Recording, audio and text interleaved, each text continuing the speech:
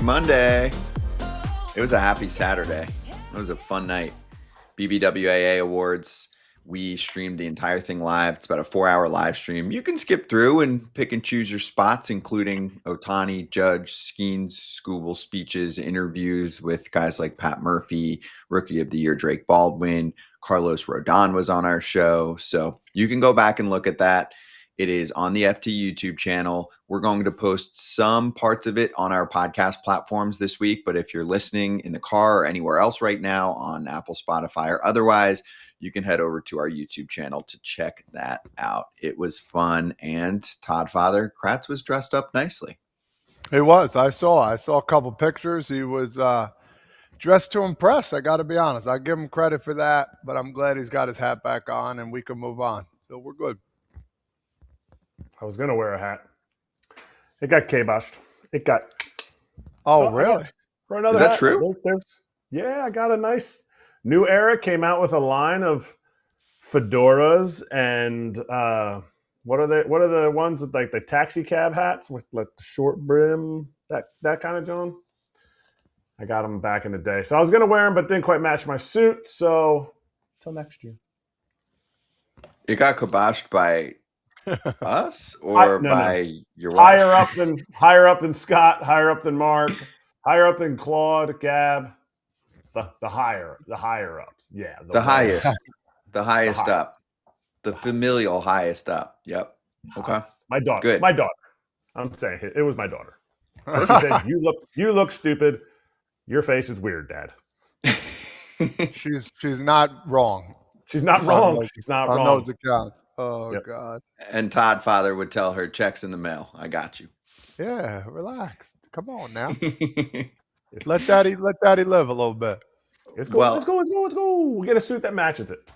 I wanted to make sure that it was clear that we aren't preventing you from doing anything. Like the FT network supports whatever you do and wear. Your family, not anything, right? But your family is there to keep you in check. All right, let's charge. Charging the mound. Get ready for the statue in Cleveland. Todd Father José Ramirez signs an extension and he gets more money added on. So he had 3 years left on his contract, and now his deal runs through 2032. He turns 40 later that season in 2032. So that'll do it. $25 million a year from 2026 to 2032. Ken with the details on this part. $10 million deferred each year during that time period. So 25 and then 10 gets pushed back 10 years later for each of those years. Also, Ken notes, private jet travel for one round trip per year plus one trip to and from the All-Star game. Also an additional hotel room on the road besides his suite. Awards packages also doubled from current contract. $500K for MVP, $300K for second or third, $150K for fourth or fifth, plus bonuses for All-Star, Gold Glove, shortstop, Silver Slugger, LCS, and World Series MVPs. And guess what? He's finished top 5 7 times in MVP. So he might be getting a little extra cashish. He's always kind of mentioned how he could have gotten more and he could have pressed the Cleveland Indians at the time, now Guardians, but he decided to take the quote team-friendly contract so that he could stick around, not get traded, and never hit the free agent market. What do you think about all of this? I love it. It's like a dream come true, man. I mean, all this stuff. One free round trip per year plus one trip to and from All-Star game. Like he already knows I'm making the All-Star game. I love the confidence, and it's true. He's an absolute beast. Yeah, I've always wanted to hear about stuff like this. You get the outside stuff, and now, yeah, where's he going to go, man? Is he going to go to, Fiji? I mean, that one round trip, I would take that up and go somewhere special. But yes, he's sitting pretty. He always has, and he deserves it. He's been a really good baseball player through the years, and he's going to make some incentive money too as well, pay for the groceries, and yeah, he's got to be smiling right now, no matter what the weather is. He is in really good shape. I mean, this is really incredible, and not many people get stuff like this, and this is, he deserves it. He took a team-friendly deal, and now he's the face until 2032, which he was already. Pretty awesome deal for him. Yeah, 100%. I mean, this is, without a doubt, year in and year out, the most underrated player in the game. if he played in a bigger market and put up the numbers that he has, and his game doesn't not have blemishes. He's not perfect, but he is a top 5 player in the game year in and year out. And I don't think a lot of people know about his game. Like, I think they know who Jose Ramirez is. They know he's an all-star. They know he's the face of the Guardians right now. And they know he's a really good hitter. But if you really look and delve into what he has done and how tough he is, the fact that he has a career 130 OPS plus, the fact that he has a little bit of deficiencies at third base, but the fact that he is possibly the last 3 years, he's had a shot at being a 40-40 guy. He's a 30-30 guy. Like, the numbers are just, they're astronomical to me. And for him not to get more love is okay, because I think that's why he re-signed with the Guardians. He loves it. I've heard him say in plenty of interviews, my daughter is born here. Like, familiarity and the opportunity to stay at a place really does mean more than a certain amount of money to people. So good for Jose and great for the Guardians organization, because he will go in as a Hall of Famer as a Cleveland Guardian. That's right. 3 years, $69 million was left. Now new money is 7 years, 175. No, sorry. New year money is 4 years, 106. Yeah. To the existing deal. 70 million of that is deferred money. Wait, I thought only the Dodgers did deferrals. I thought only the Blue Jays did deferrals. Just kidding. Anyway, yes, last year, 158 games, OPS plus 137, 30 homers, 44 stolen bases, still a plus defender. I mean, he's got it all. He's also mentioned how he loves the fans and they never boo, right? So maybe he gets to the late stages of his career and does show decline like a normal human would, and fans will still appreciate him. You don't always get that in every market. You don't always get the loyalty from team to player either. We'll talk later about Andrew McCutchen. Here's my question for you, Todd Father. Do you feel like Cleveland needs to show him a little more love and support in the lineup? I don't know what to believe anymore sometimes when something pops up on social media, but I do remember seeing March 2025. He was on some podcast and it was in Spanish, and I don't speak Spanish, or at least not well. And they were talking about how, at least it said, and I don't know if this is true or not, that, he wanted the team to kind of take advantage of the discount and build a winner. Even if that's not true, let's say that was the case in a hypothetical, right? Because the Guardians haven't won a World Series since the late 1940s. Do you feel like Cleveland owes it to him to give him a little bit more? They stay pretty silent during the offseason and still put together a nice contender, but can you imagine if they could add a bat or two? I think they owe it to Cleveland. Jose, of course, he's been there through the long haul, through the good and the bad. But I think they owe it to the city to put a contender up there. They make the playoffs, but, getting beat by the Tigers and, not scoring that many runs. So, I mean, listen, at the end of the day, they need a couple more bats. They need some help for sure. They find ways to win. They got good pitching. They're good enough, but will they get catapult over to where they want to be and win a World Series?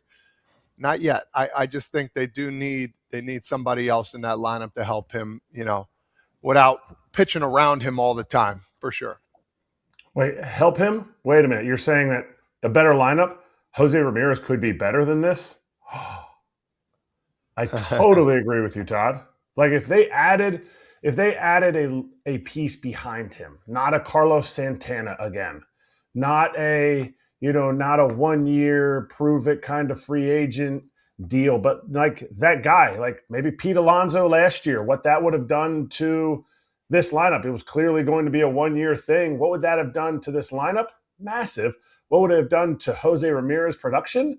It would have taken him to that MVP level. And I don't think he can do it on his own. But there's one stat that is so crazy, Jose Ramirez. The last 10 seasons, 10 straight years, including the COVID season, he has had more RBIs than strikeouts in an era where we have just been totally okay with the strikeout. His short little arms keep getting to the ball and keep driving the ball out of the ballpark. It is a wild thing to say that somebody's that's ended up in the top 5 in MVP voting so many years is underrated, but I will say it again. Jose Ramirez is underrated. It's not just Cleveland. It's also that he's kind of boring in a good way. He just consistently puts up the same numbers every single year. It almost makes it boring, right? He's fun to watch. I'm just saying from a national stage, you're like, cool, same dude every year, top 5 MVP, consistent, quiet, doesn't speak much publicly. So that's part of it too. And he doesn't hit 500-foot home runs. Guys with 40 home runs, you're like, whoa, did you see that tape measure? Yeah. I mean, the first year where he really broke out and he had a ton of doubles, the next season, something like 7 of his doubles the year before either hit the wall or were at the base of the wall. And the next season he had like 7 or 8 more home runs. So he is a pure hitter with power in a lineup that he carries it all himself. Yeah, he gets pitched around all the time. So it makes it even more amazing. Good for him, good for Cleveland, good for the organization. All right, let's get a check on the market with Jim Bowden.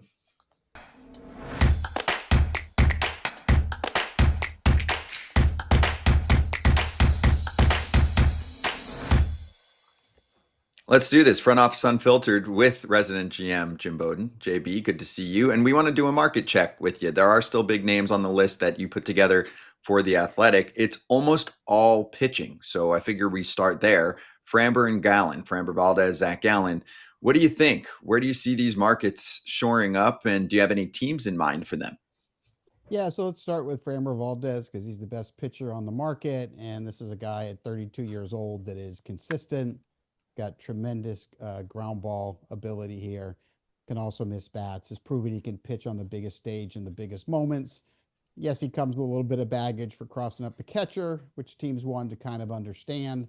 But the market has kind of fallen for him, and the market wasn't what he was expecting. He was expecting a long-term deal with a 5 or 6 year type of deal, and it's just not there for him. And so now, what does he do? Does he get a short-term deal with opt-out? So it's been kind of fascinating watching Framber. Of all the free agents out there, he's the one that's it's kind of puzzling how he doesn't have a home yet. Now, when I talked to GMs throughout the sport, everybody over the weekend kept telling me he'll probably end up in Baltimore. Everybody thinks he's going to end up there. But we're kind of waiting on Framber to understand that the offers on the table is all he's going to get. Like, there's not going to be more money. There's not going to be more years. So why wait longer? I don't know. But I will say this. He fits with so many teams. The problem is a lot of teams don't want to spend the money. He fits for the Giants. I mean, to put him at the top of the rotation with Logan Webb and Robbie Ray makes a lot of sense when they're trying to get a wild card spot. I think he fits with Detroit because I think eventually they're going to have to trade Skubal between now and the trade deadline. The Phillies, I think, after losing out on Bichette, why not try to get Valdez on a short-term deal to replace Ranger Suarez, because you don't know for sure what Wheeler's going to look like coming off the IL. You don't know if Nola's going to have a bounce-back year, if Andrew Painter, another year away from Tommy John, is going to live up to the potential. So it's a fit there. And Atlanta was kicking the tires on Valdez as well. So those are kind of the 5 teams that I keep hearing. But everybody in the industry thinks eventually he goes back to Baltimore, but they're kind of downplaying it too. They're like, you know what? Zach Eflin's, the last medicals on him were really good. We feel good about our 5-man rotation. But I still think probably, Scotty, that's the spot he ends up based on what everybody's telling me. Now, the Dodgers, we assume, are probably out of this. So what team, if it becomes a short-term Dodgers type of, hey, we're going over the top for a 1-year type of contract, what team do you feel like comes to the forefront then of the ones that you mentioned for Framber? If I was a guess, I would guess the Phillies, just because Dave Dombrowski's always been about the star players. That's how he has built all his teams. Dave's going to go to the Hall of Fame someday, right? And he won a world championship in Boston and Detroit, and he had Montreal with a tremendous record when he was there. Took the Marlins to a world championship. He's trying to win one there in Philadelphia now. He knows how to do it, and he does it with star players. So I think, if the market completely falls for him, I can see Dave. Look, if Dave had the kind of money to land Bichette, if that was available to him, I can see him jumping in at the last minute. So outside of Baltimore, I would guess Philadelphia. Although I'll tell you, if I'm in San Francisco or Detroit, I'd be in there too. I want to switch gears here to another pitcher, Zach Gallen. I talked about a little bit earlier with the crew here. I'm surprised. Another kind of guy where I thought he still has a couple more years left in the tank. I thought he'd get picked up rather quickly. You think about a Yankee team who's going to be struggling this year, especially in the beginning of the year with a couple guys that are down. He always pitches well in Queens. Like, do you see him in the Northeast? Like, what have you been hearing about Zach? A Jersey guy, too, as well. Yeah, he is, Todd Father. Look, he's another Scott Boras client. So he's going to go wherever the best offer is. That's what most Boras clients do. You have to keep in mind, Arizona really does want to bring him back. And Arizona is the only team where he's not tied to draft pick compensation.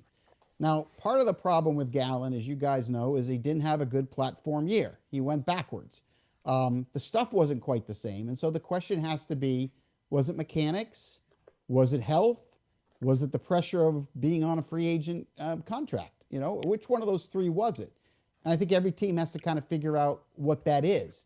But I will say this, I've been told that he has a robust market. And besides Arizona, I've heard Atlanta, Baltimore, San Francisco, Detroit, and quote unquote more. So there's a lot of market out there. And, the Boras Corporation right now, Gallen is their number one free agent left. So they're dealing with that, and they're dealing with the arbitration case of Skubal. So Gallen, though, is next on their checklist. So, I anticipate something probably happening maybe as early as the end of this week. If I was a betting person, it would be go back to Arizona on a 2-year deal with an opt-out after year 1. The idea is, let me get him 2 years in case he gets injured or has another down year to protect him. But let me get him back on the market next year when he's not tied to draft pick compensation. So if I had to bet, that's where Gallen goes back. JB, talk to us about evaluation. Evaluating Zach Gallen. When you were a GM, you didn't have all this analytics. You had a radar gun, you had your scout's eyes, and you had the results of what the hitters did. If that's all we had today, and I know they have so much more to evaluate, guys, how do you evaluate what Zach Gallen did in 1 year when the 5 previous years, you're talking about a $100 to $150 million pitcher? Yeah, that's a great question. So let me give you my GM territory angle here. So as a GM, what I would do is I would be calling in all of my pitching people, right? And the analytic people. And my question would be the same one I just raised a minute ago. I would say, why did Gallen have a down year? Tell me what the science says in terms of what his mechanics were this year, how the arm came out, where the release point was, the arm speed, the angle, the deception. Give me all the physical things compared to when he was pitching well and tell me what the difference is. Number 2, if I was engaged with him, I would ask permission to get an MRI on the shoulder and the elbow to make sure there is no issues there and to make sure that there's no issues anywhere else and make sure it's not a medical situation. And I think when I got the results of those 2 things, I would be able to make a decision. I wouldn't care as much about if it ended up being some pressure on a free agent year. That wouldn't bother me at all. I've talked to Zach Gallen in the past. I watched him start an all-star game. I believe in him, knows how to pitch, love the command when he's on. But you got to answer me the other questions, because when you have a down year and the stuff also goes down, it's not just the results, it's the stuff was down. I need to know what it was. I need the pitching people to tell me that it was pitch selection, or it was a leg kick, or it was a move to the side of the rubber, or he was having family problems, or he's having finance problems. I need to know something so that I can understand it, because I can't go forward and pay him what he was prior to this past year unless you give me those answers so I can feel comfortable that he can go back and be the guy that he was a year ago. Reading the free agent market, still on Gallen. Is he the ugly duckling of the free agent qualifying offer people, and he's just in a bad spot? I know all the things you just mentioned. His stuff went down. Yeah. His results weren't there. But this is a guy, like I said, that was a 9-figure pitcher, locked, guaranteed, coming into this year. The qualifying offer every year has a victim. Is he the victim of it this year, or is this just a circumstance of what happened on the field? Yeah, I think he's going to do okay, because another Boras client a year ago, I didn't think had any chance of getting the qualifying offer, and Nick Martinez got it from the Reds and got paid over $20 million. His representatives are so good that I think that I think he'll at the very least be able to get a 1-year deal at the qualifying offer. I believe that'll be there. I don't think he'll have to do a Nick Pivetta deal that the Padres ended up doing, and Pivetta basically lost his shirt over the decision not to accept the qualifying offer. I don't think that's the case here. I think he's going to be fine. I just think it's going to have to be a short-term deal with an opt-out. I want to talk about one more guy, one of buddies of mine, Mean Gene Suarez, Eugenio. At Reds Fest, I was at 2 weeks ago, and I'm like, talking to some guys, I said, he'd be a good fit over there. Bring him back to Cincinnati. Have you ever heard any talks with Cincinnati and other teams as well? Because this guy can hit some homers, and I understand, he struck out a lot too, but he's a really good defender, and he's got some pop that he could bring to any team. Yeah. So in terms of the Reds, I'm not sure of the fit. I guess he could DH maybe there, but certainly not going to play third when they have Brian Hayes there. I don't think he's going to play first over the young players. He could DH there. I think the best fits to me would be Boston, Pittsburgh, maybe even Seattle again, but Boston, Pittsburgh are the best fits. But there's not a market for him, and it's puzzling after 49 home runs. So I actually talked to a GM this morning on a team that's a non-contending team. And I said, why don't you sign Suarez, since you have a spot for him that makes sense in the lineup and have a need? Why don't you sign him for the first half of the year, let him hit his 20 home runs in your ballpark, and then trade him at the deadline for a prospect? And his response to me kind of raised my eyebrows, right? He said, well, look at what he did last year. He was hitting 49 homers, and we got to the trade deadline, and there was no trade market for him. And Arizona barely got a decent return. So why would I want to spend the money for Suarez in the first half of the year for a fringe prospect that I trade for? And he said, I don't think the market's any better for him. Look at the free agent market right now for him. He's not getting hits. It's not like he's waiting for a better offer. He's got people kicking the tires, but they are not pursuing him for whatever reason.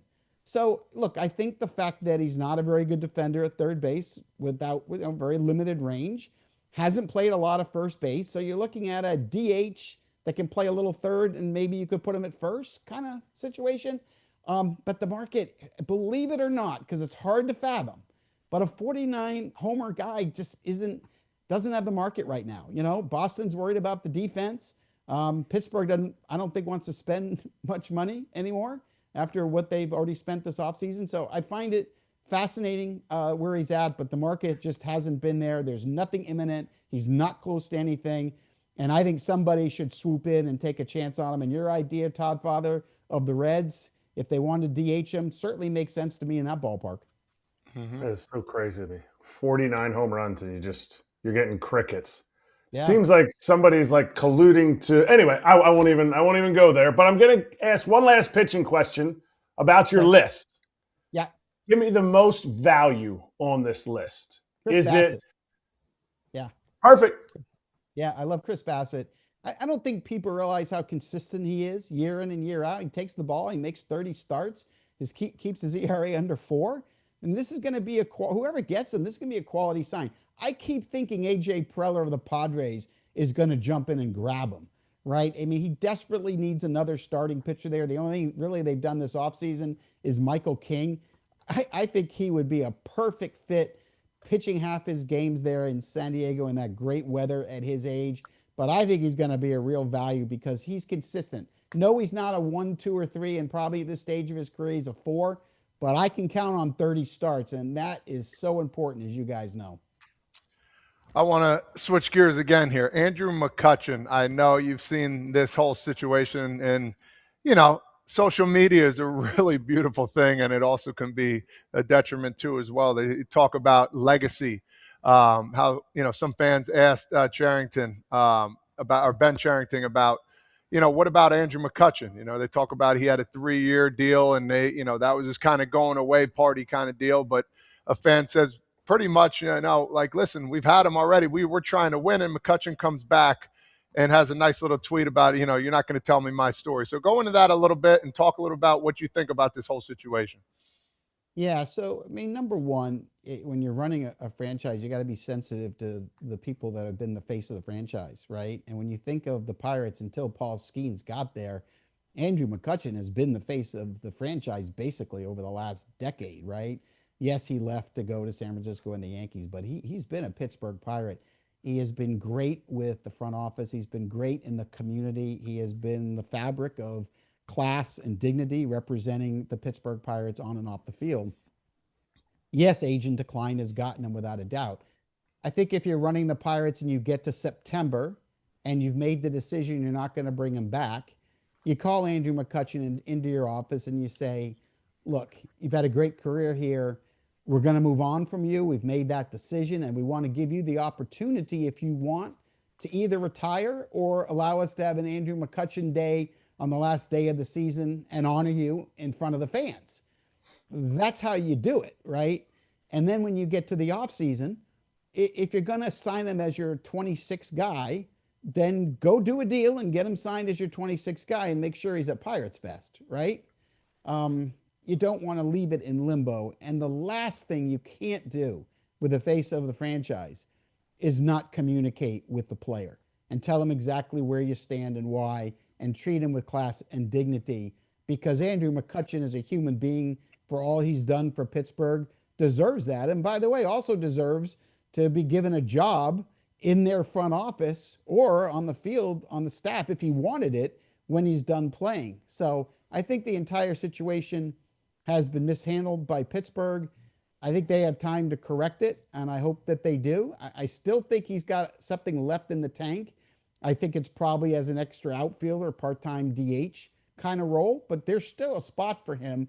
And I think if he wants to play one more year, I think the Pirates owe it to him to give him one more year, because he can still play. And I can add on this. One of my good friends and somebody I saw make his big league debut from playing with him in AAA and seeing him get called up. He loves the city of Pittsburgh. He hasn't just played there. He loves the city of Pittsburgh. So my last question to you is another aging veteran who is looking possibly, we had some conflicting reports, Yu Darvish situation. What's your take on the whole Yu Darvish situation and how it was handled, how it's being handled, and how it should be handled? Yeah, you hate for that kind of stuff to leak out where it doesn't originally come from a press conference from the player. When a player has $43 million left on the contract, don't really want a writer to leak out that he's going to retire. And quickly, Joel Wolf, his agent, jumped in and said, wait a minute. Now, these decisions haven't been made yet. Now, remember, as you guys know, his agent gets about $2 million of that $43 million left, right, with his percentage. So he's affected as well. There have been players, as you know, historically, that have walked away from a lot of money. Gil Mesh of the Royals back in the day walked away from a huge contract, something most people don't do. Steven Strasburg got paid his full amount to walk away from, his team, the Washington Nationals. That was because of injury, which Darvish is injured right now too. So he got completely paid. Gil Mesh walked away from it. But the Players Association historically doesn't want players to walk away for the guarantee money. They don't want to set precedent for the rest of the players that it's okay to do that. So there's a little pressure there. There's a little pressure from the agent and the money he's going to make. And then there is is there a compromise in the middle where if you do walk away, maybe you pay me half of what's left and I'll walk away from the other. But the whole idea of having an article come out there, he's retiring, he's going to walk away from $43 million, it doesn't help anybody, because if you're a fan like, oh yeah, he's walking away from that, we'll go sign Framber Valdez. We'll take the money and give it to Framber now. Yay. You don't want that, right? And then the other thing is, Darvish, is he really ready to not try to fight back from Tommy John and pitch again? So I think sometimes in today's social media, information gets out before you want it to get out. I always have told players in my career, don't say anything until you're ready to make a decision. Make sure you've talked to your family, the agent, the team, and work everything out, because there's a lot of people that get involved when you sit there and you want to retire and you've got $43 million still on the books. Hey, JB, one more topic. It's a West Coast topic. I love this. We have you on and we get a little signing during the appearance. So let's hit my favorite breaking news.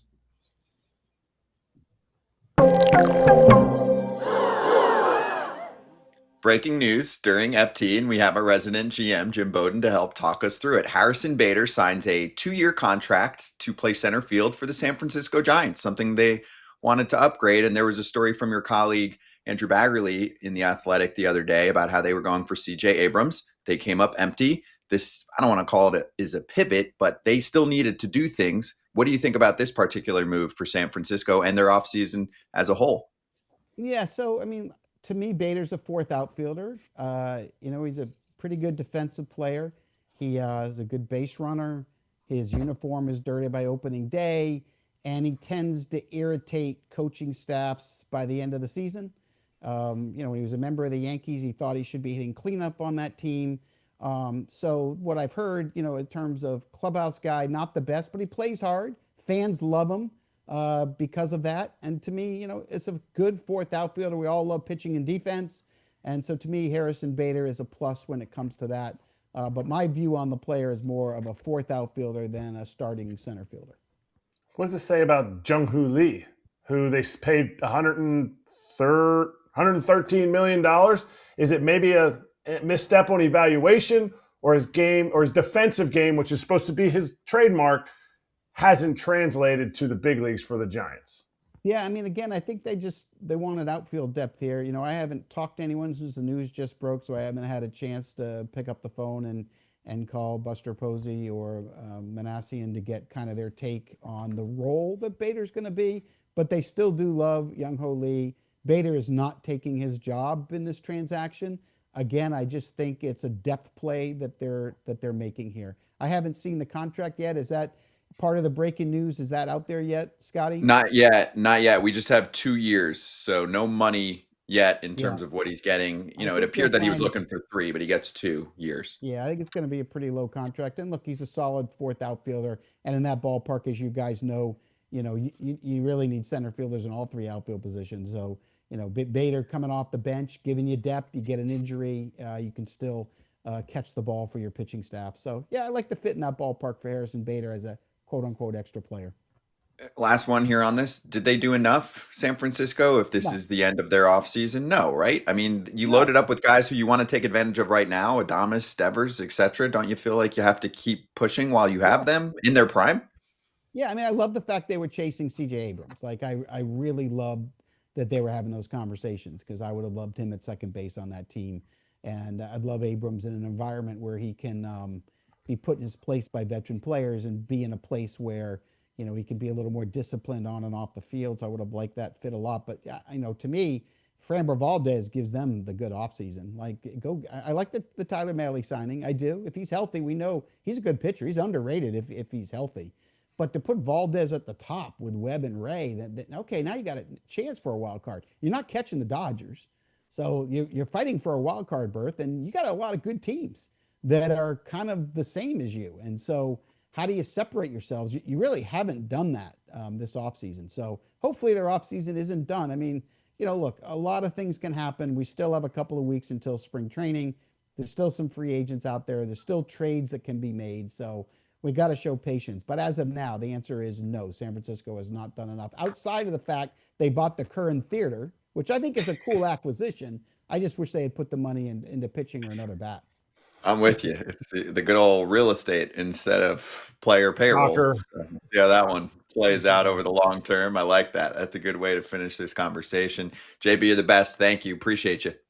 Thanks, guys. All right, we'll keep the conversation going right now with Todd Father and with Kratz. So for San Francisco, the other layer here, like JB mentioned, is how they just recently made a strong push to get CJ Abrams. And Andrew Baggerly of The Athletic, who covers the team, wrote about this here. It included a prospect package that could have had, I don't know if I'm going to say the name perfectly here, Joshua Gonzalez. Thank you. He's 18 years old, so he's still got probably a couple years to marinate. He is the number 30 ranked prospect by Baseball America.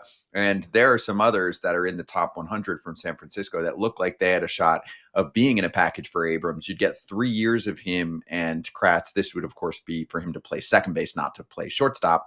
your old teammate Willie Adames is the shortstop for a while there now. But that would have been cool. That would have been a nice ad. It seems like they've been trying to pluck Brendan Donovan away for a while and haven't been able to come up with a prospect package for St. Louis. So your thoughts on what they've done here so far, including the addition of Bader? I'll go against JB, by the way, and say I think Bader's going to get some pretty serious playing time. I mean, if you just flip real quick to the lineup right now from Fangraphs, and they add it instantly. This against righties. Willie Adames 1, Devers at first base hitting second, Elliot Ramos left field. They've got in the 3 spot. They needed another outfielder in addition to him. He had a nice year last year for them, bit of a breakout. Matt Chapman cleanup, Jung-Hoo Lee in right field, and then Bader batting 6th in center. They've got Bryce Eldridge, the rookie, who is a top, I believe, 20 prospect right now in Baseball America's top 100 at DH. Casey Schmidt at second base. They'd like him to be a super utility and get someone like Donovan or Abrams. And then Patrick Bailey at catcher in the 9 spot. I mean, yeah, it's great. It's great that they brought Bader in. And I agree with you. I'm against what Jim said. Like, I think he steps in right away. You know, they traded away Yaz last year. He didn't re-sign back. So you have a guy that needs to step in. It's a large left center to right center. And then right center is really tough to play. So does Lee play center? Does Bader play center? Who knows? Either way, you're having a guy that has defensive upside. I hope, because we don't know the money yet, for the Giants' sake, they didn't pay for what he did offensively last year, because that was in my opinion, it was an anomaly. And I think his offensive production will be diminished in San Francisco. I think he can be a contact guy because it's essentially what you need to do. But I think you look at what Buster Posey is doing, and it's only because it came out about the whole CJ Abrams, they didn't get him.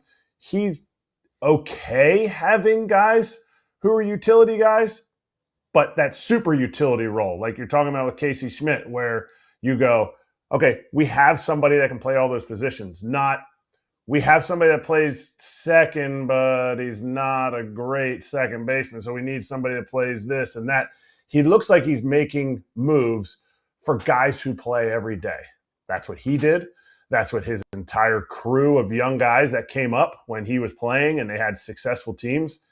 They had dudes that were out there every single day, and I don't think they want to be a huge platoon team. You take advantage of opportunities, but I think this Bader signing also helps them. Is Elio Ramos going to be the guy that he was 2 years ago in 2024? He had a step back last year, but can he still be that guy, or can he recapture that 2024 Elio Ramos? Because if not, he may find himself getting slid to the bench a little bit, depending on, a Drew Gilbert was a guy that was up there and plays kind of a hard-nosed type of baseball. But it's tough to build a lineup without saying that guy is a banger defender. Like, you need your offense needs to be defensive when you're playing 81 of your games in San Francisco.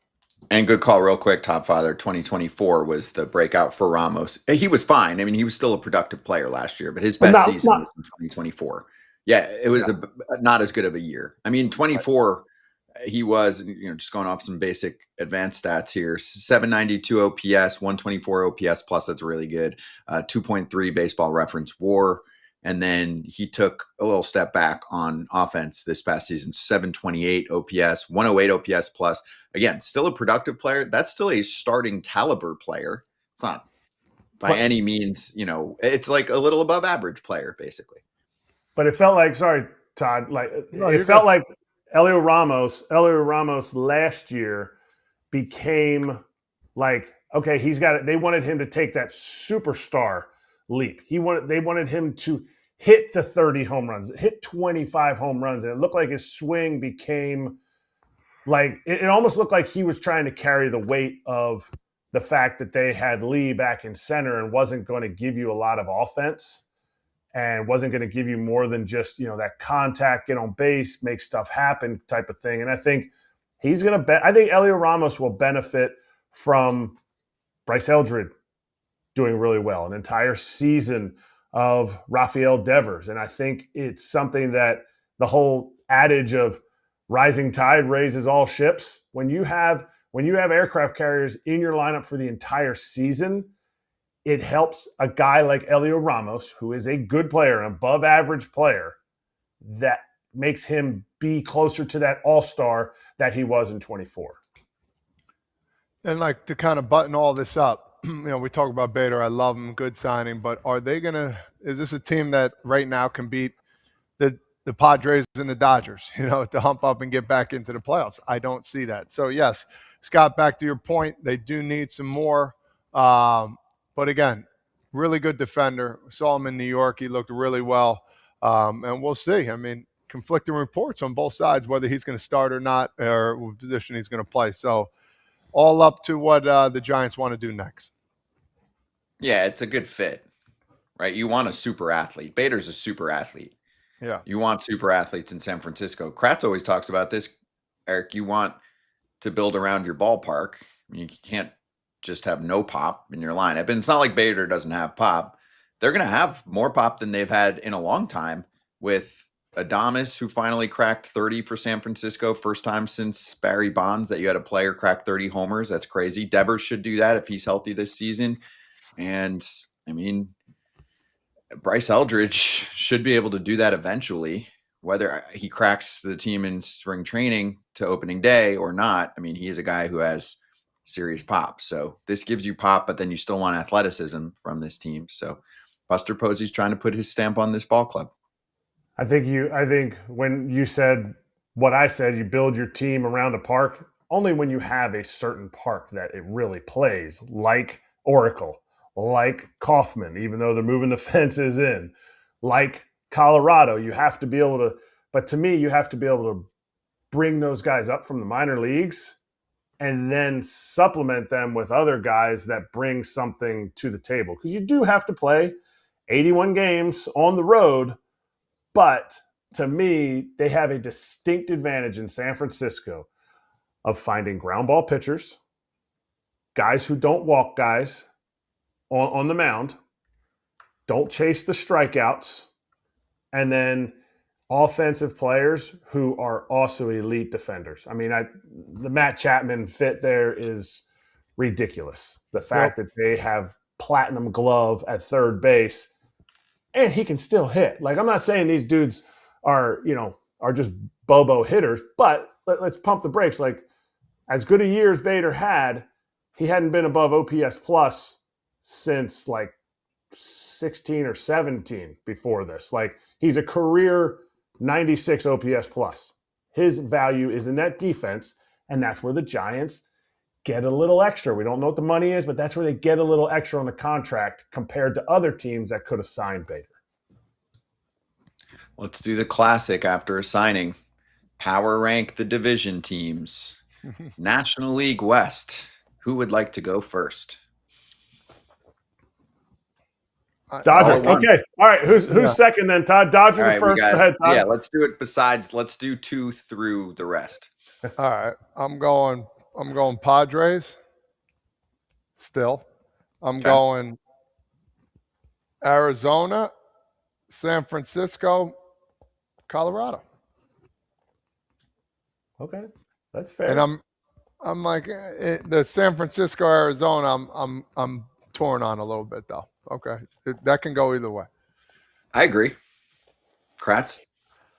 Oh, man, if the Diamondbacks had any kind of pitching, if they re-signed Gallen, all the ifs and buts and all this stuff, Corbin Burns comes back in June. Is he 100% healthy? I think the Diamondbacks have the highest ceiling of anybody. I mean, they need some of their bullpen to come back. Like, there's a lot going on with the Diamondbacks. The Padres aren't perfect. They have a really good bullpen. Their starting rotation, if they get rid of Pivetta, it's scary. Like, all of a sudden, you have Michael King. Your starting rotation was suspect at some points. So I don't think it's a slam dunk that the Giants are the fourth place team. I'm going to say the Padres, Giants, then Diamondbacks currently as we sit on January 26th. Yeah, it's tough. I think I'm going to go with Todd Father for now, but it's close. I just really like the Arizona offense and the core that they have. Yeah. And they kept it together. They're not trading Ketel Marte. That's the difference maker for me. Good offense. Yes, good offense. I'd like to see them add one more arm. It could make a difference. And then they're going to have arms coming back at some point throughout the season. Even is Corbin going to get back maybe late in the year? I don't know. Corbin Burns, right? You should have him at some point, maybe August. Yeah, I thought he was June or July. All right, let me Oh, look could at be. Okay. So anyway, I think that's a tight one with Arizona and San Francisco right now. I think the Padres are one step ahead of those teams. Then of course you have LA. All right, let's do a little live sponsor plug this episode, presented by Omaha Steaks. Exactly, Todd Father. Right after this, you want to get your food routine in gear for the new year. Hopefully you've been doing that already. How about some premium prepackaged protein? Premium protein delivered to your door from Omaha Steaks. By the way, the code at checkout is FOUL, F-O-U-L. It's not just steaks. I've gotten chicken. I love the shrimp cocktail. I've gotten burgers. Hungry yet, Todd? Starving. Very starving. I'm glad we didn't do this when I was fasting a couple weeks ago, but yes, it sounds absolutely amazing. Perfect for post-fast. Yeah, because it's all natural. Like you just get the ingredients. Talk about the premium protein. There's not anything added to it, so it has like a longer shelf life. And I would never say like a company that has like chicken and filet and different steaks and the shrimp cocktail that I would talk about their burgers. I'm telling you, if you order one thing, order the burgers that they have on there. I think they're the Wagyu beef burgers. I'm not 100% on that, but the burgers that they send you are so good. They're soft. They don't shrink, and they are so I'm hungry. Sorry, I'm hungry. There you go. Well, let Omaha Steaks deliver high-quality proteins right to your door. Visit omahasteaks.com. Get an extra $35 off with promo code FOUL at checkout. That's OMAHA steaks.com. Promo code FOUL. Terms apply. See site for details. My name is Deesha Thosar, and I'm a baseball writer for Fox Sports, as well as the chapter chairman in New York. It's my pleasure to welcome you here tonight. I want to say this, no matter where you come from, no matter how long the road feels, no matter how many times you hear not yet or not possible, keep going. Bet on your work, trust the process, and don't let anyone else define your ceiling. I'm here right now because I don't understand the word can't. Yeah, the Brewers contingent was going to be here tonight, but couldn't because we're spending on money on lowering the soap dispensers in the locker room. Because we just picked up one of your prospects, Jet Williams. He's like 5'5". That's how we roll. You know, I've been in this town a long time, and Aaron, I know you're a two-time MVP and all that stuff, 3-time and everything like that, but don't get too big for your pinstripe because this is my town, okay? This is my town. Just want you to know that. A lot of you save up to come to one game. Riz kind of hit on the head. You guys save up to come to one game to watch me play, and that's what it's about. I want to give you guys the best and put on a show for you. Congratulations to all of you and your achievements, especially to the 86 Mets team. I now know the feeling of what it's like to become a world champion, and it's great. For a rookie catcher, thought he was going to be a hockey player. Not bad. Way to go, Drake. You earned the respect of your teammates. Trust so much your pitchers, they actually gave you a nickname, and I don't know if people know this, but his nickname is the Hammer. I'm going to have to let you explain why. It's not what you think, but we'll let Drake explain that when he comes up here. Wow, what a night. What a night. Now let's recap it, and then we'll talk about some Mets and Yanks a little bit later, too, with Deesha Thosar, who's joining us right now, who did a fantastic job hosting on Saturday the BBWAA Awards, the New York chapter, the gala at the Hilton in New York City was just so good, so star-studded. Deesha, great job. How was it? Thank you. I appreciate that. It was really cool. It's actually cool to watch those highlights back in that form after kind of hosting the whole thing, still catching my breath. But this is definitely one of the best dinners even I've been a part of, ever attended. I've attended like 5 of these now. And it's just, once the players actually make the commitment to come, it ends up being a great dinner. But this time, everyone also brought their sense of humor. So I think that kind of really put it over the top. And that speech from Skeens was amazing. It was really inspiring. And then a lot of those presenters and award winners just were really funny. And I think that's kind of a sense of what we needed right now, right? Keep it light, keep it moving before the snowstorm, and everyone brought their A game, and that made for a great dinner. It was a really great night. Normally we have you on and we're going to ask about the Mets and the Yankees coming up, but were you nervous? Because for people who don't know, you hosted, and hosting, you were the MC, whatever you want to call it. Like, you were up there the entire time. You had to keep it short because the snow was coming and everybody was afraid about the snow, even though we all got out by 7 a.m. But were you nervous? And would you enjoy doing it again?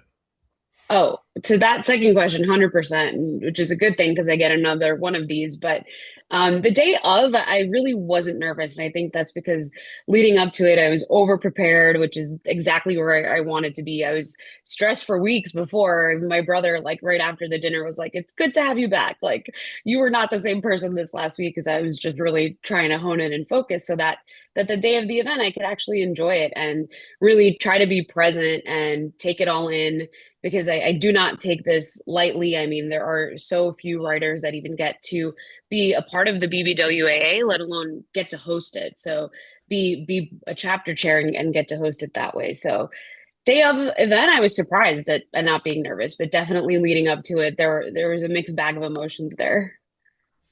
All good stuff. Well deserved. Now I want to get on some topics here. I want to talk a little about the Mets here. Freddie Peralta. Now the pitching depth is getting there. The Mets have a really, really good top-end starter here. This kind of solidifies a little bit of what they wanted. Now, do you see this being one of the top rotations in the league moving forward? It has the potential to be. They have a super high ceiling, especially now with Peralta, like you mentioned. They've needed an ace since DeGrom left for the Rangers. So this was way, way, way overdue just to have that kind of reliable arm leading them. And then I think David Stern the other day at the introduction for Bo Bichette made a good point in that there are actually a lot of potential aces in this rotation. And I think that goes back to that super high ceiling. McLean, we saw he had the potential to be an ace. We've seen Minaya be an ace before. We've seen Senga be an ace in his rookie year. And then there's good depth there with Peterson and Holmes. The flip side of that is there's a lot of risk. And I think that part of it hasn't changed from this year to the way that the Mets started the season last year. If all goes right, great. But if it doesn't, where are they going to turn to? And then even their depth, they're counting on guys who are young, Jonah Tong. I think one person that is kind of getting slept on is Christian Scott. He had Tommy John, that hybrid surgery, September 2024. He missed the entire last season, but now he's ready to go. He's going to be a major part of spring training right as soon as camp starts. So that's another risk, though, right? He was solid in his debut in 9 starts right before he had the surgery, but is he going to bounce back? So, of course, there's question marks in every rotation, but I think the potential here is great for the Mets, and there's still underlying concern over the course, the long season. Deesha, you're saying that they pretty much built the rotation like they built it last year with a lot of hope and wishes, and Freddie Peralta. So it's because I get eviscerated by Mets fans. You are a great writer, and you're talking about the Mets. Is there a need for the Mets front office to change their approach? Because any team has issues. Oh, we don't know what's going to happen, but they're going back into the season with hopes and wishes and Freddie Peralta. Yeah, I don't know about change their approach necessarily. This is a huge change. I think even them getting Peralta and starting the season with the ace, there was a moment there where if they hadn't pulled this off, then it definitely would have been, we can talk about changing an approach, but they've needed a front end starter for a long time, and they knew that. They're not living in la la land over there and not acknowledging those concerns and weaknesses of their pitching staff. I think if the plan is, get this depth together, see what you have in camp, put your best foot forward regardless of injuries up until basically making it to the trade deadline, and then seeing who becomes available, potentially needing another starter there. I think that's where I'd like to see the change in approach a little bit is just really filling the needs at the trade deadline and not wasting that opportunity. I think we've seen the Mets kind of go back and forth, not really being willing to push their chips across the table. They finally did, parting with two top prospects, especially Brandon Sproat for Peralta. That trend has to continue.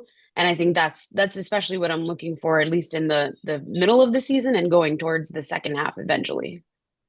Do you feel like Mets fans are getting some mixed messaging when you hear run prevention, and then they go get Bo Bichette to play a position he's never played, Jorge Polanco to play a position he's never played, and Marcus Simeon's a good defender, maybe he's 37. But with Bo Bichette, do they feel like it was, a mixed messaging because it's like, hey, we are worried about run prevention, crap, we need somebody that can really hit?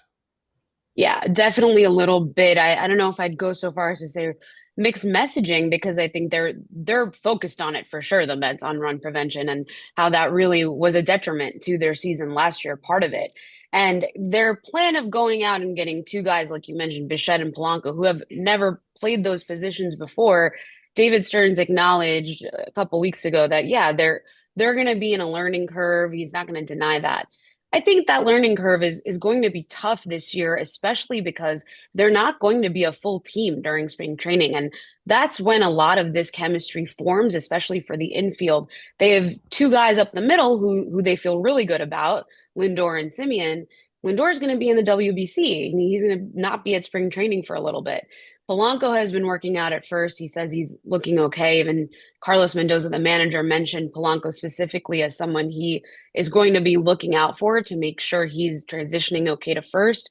Bichette really impressed me even in the World Series. I mean, moving from shortstop to second base. And then in his press conference, he said, I put my ego aside right then and I'm ready to do whatever it takes. These guys are all super athletic. They're all shortstops. The Padres tried this a couple years ago, filling their infield with shortstops, and they ended up in the top 10 in the league in terms of fielding metrics. So there's some opportunity there. I think maybe they're underplaying a little bit how much of that adjustment will be. I think the WBC is getting a little bit in the way of the work that they're going to need to do. Okay, let's talk about another player, Luis Robert. Are they Mets kind of looking for a little lightning in a bottle here because health issues, struggles a little bit, strikeouts, and we know the defense, like, what are they trying to get out of him? Is this like, hey, we're putting our money where our mouth is right now, and hopefully, the fruits of the labor can come back and show Queens what he's all about?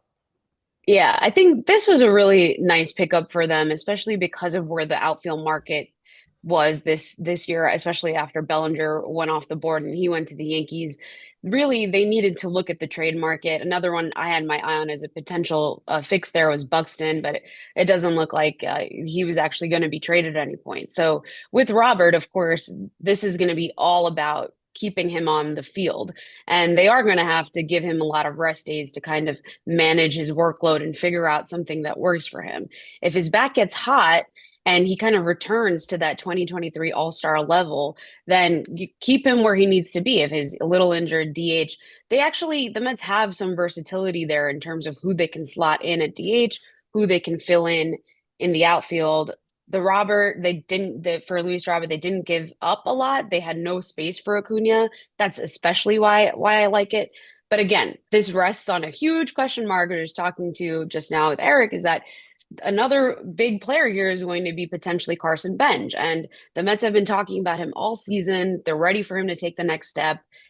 Is he going to, right? Like there's a lot relying only on that so far. If they don't make another move to fill in another outfield spot in left field, it's a lot of pressure too for a young kid. So I would just really term all of the hopes and dreams that they have a lot of high potential. It has to all go right for the Mets in order for it to work out. The Mets are the GIF where the guy's just like sitting eating popcorn right now. Like, I can't wait. I'm so excited to watch it because from the beginning of the offseason to now, it's been just theater. So good for you that you get to follow this team. Will there be another move? Are the Mets done, in your opinion? Obviously, you can hear anything that David Stearns says, but do you feel like they're done? I do. I really do, especially after that bizarre, crazy week they had with Bichette, Robert, Peralta all at once. Even the sense within the Mets was, okay, great, now we're ready to go, ready for the season, excited, kind of turning the page. There's going to be, of course, depth moves. David Stearns loves to say he's never done adding. So in that sense, they're not done. But I think with major players, they are. And it is insane. I mean, looking at the lineup, that is a really good looking lineup, and it's so different than last year. It's going to be a completely different clubhouse, but there's a lot of excitement there. And I think Mets fans, like you pointed out, have been through a lot. It's been a long offseason, getting rid of the core, and there's actually hope and excitement at the end of it. Is no one could have even predicted that they could pull this off, the Mets front office. So props to them. I think at least, it's exciting and they have a chance, which is where they needed to be right now. All right, we're going to go from Queens over to the Bronx. They signed Bellinger back. Cody Bellinger signs back. Kind of was, we kind of knew that was going to happen. Since he signed back, what I'm hearing is, they're running the same team back. But that's the same team that led the league in runs created plus. So is that a bad thing that they're running this team back? Because I don't think this offense is bad. I think they might be a little short on starting pitching to start the season. But is it bad that they signed him back and now they're running the same offense back, which led the league? I don't think it's bad, no, especially not with Bellinger back. And it's funny, I asked Aaron Boone this during the winter meetings. It was, how do you close the gap with the Blue Jays, especially with how far they went? The World Series, they looked dominant. They looked like they could take down the Dodgers. And he was like, we have the same record as the Blue Jays in the regular season, as though both 94 wins. Looking at that, yes. I think when we were looking at each series that the Yankees even matched up with the Blue Jays, they looked like they were playing a little bit of catch up. They looked like they were very caught off guard by how the Blue Jays style of play was just putting the ball in play. I think they're going to be different this year, the Yankees, especially within the division, how they face it, how they're going to focus more on batting average. Again, all of this, I think, is going to be part of their MO like it was last year. And it was a good offense. I think my concern definitely goes back to that pitching staff, and very curious how Garrett Cole's going to look coming back, how Rodon is going to be after going to be on the injured list to start the season.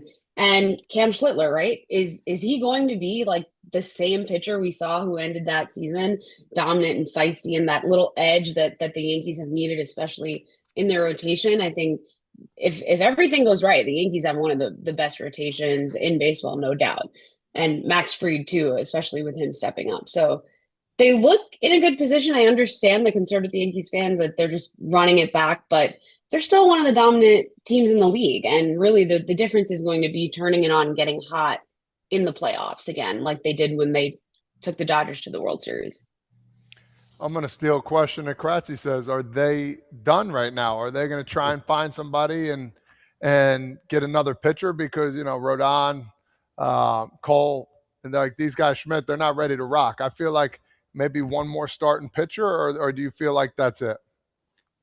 It does feel a little bit like, I don't know that they need to make a huge move now for a starting pitcher unless there were some trade options available. I mean, like if the Yankees are going to go for someone like Framber Valdez, I wouldn't think so. More so if the Twins were actually open to letting go of Joe Ryan. These could be another potentially trade deadline moves depending on where their injuries at, where their depth is. But one thing that is going under the radar is their acquisition of Ryan Weathers.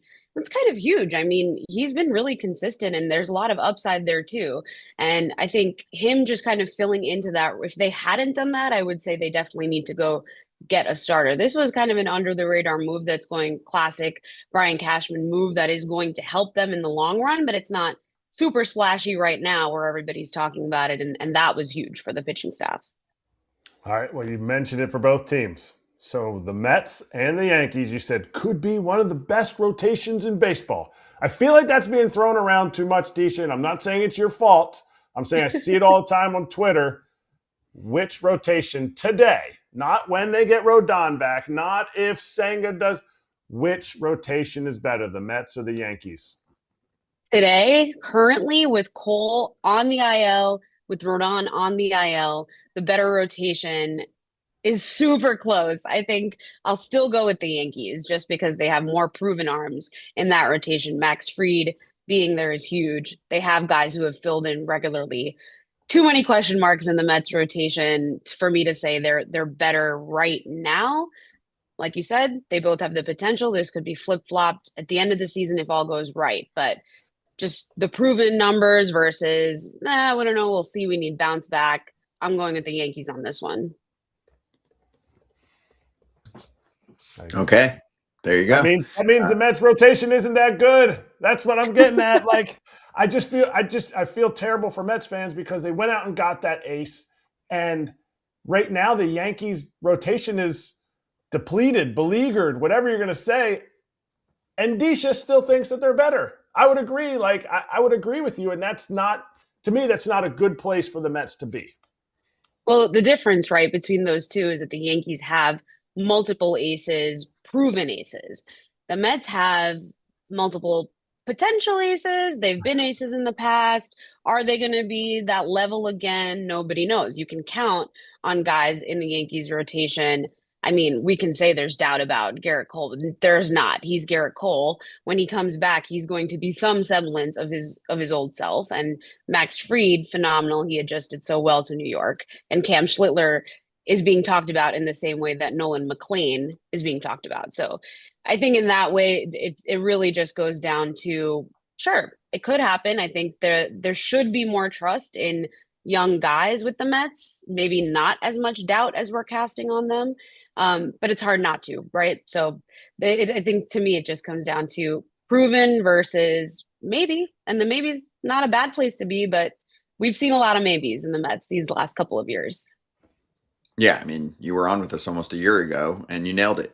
You said, yeah, it's fine for now, but let's see what it looks like later in the year. And it looked like they were calling on guys that they shouldn't be calling on yet to save their season. So it's a good call. Yeah, I think it's better than it was last year. I'm a huge Freddie Peralta fan. I think we all are, but I understand the point there from Kratz. You'd like to see one more arm added. Deesha, this was great. Thank you for joining us. But again, congrats on an excellent event and a great hosting job. It was super fun. Like the pace was perfect. The one-liners, everything was great. So really enjoyed it. And so did the whole audience, right? We had a great live streaming audience going there. So thanks again, Deesha. Good to see you. It was great.